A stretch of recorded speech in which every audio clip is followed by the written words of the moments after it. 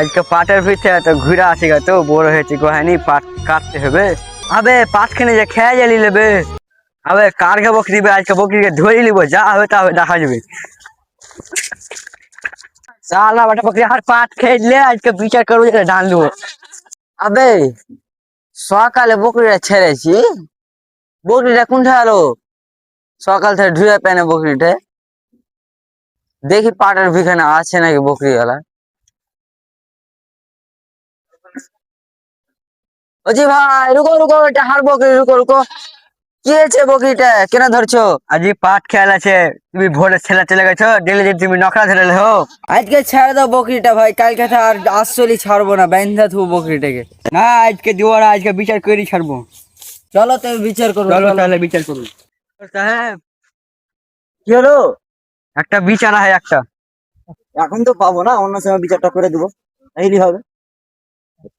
ঠিক আছে মোড়ল সাহেব জ্ঞান হতে হবে। তারপরের দিন আচ্ছা তোমার কি বিচার ছিল, তাহলে কहो, তাহলে বিচারটা শুনেলি। মোড়ল সাহেব হার বকরি ধরলে তো কি করবেন করেন, আর বকরিটা দিতে চায় না, বিচার হবে তারপর সে বকরিটা দিব। সাহেব আমার যে পাটখানি খেয়াল হ্যাঁ, কি করবে করেন। मोर से वो बकरी दिला ना हरा दिया ले लो। ঠিকই আছে, আচ্ছা নিয়ে চলে যাবো। You very chalak, bro. আমারও কথা লাগে, তোমারও কথা লাগে। দেখো আমি একটা বিচার করে দিয়েছি, তোমরা শোনো।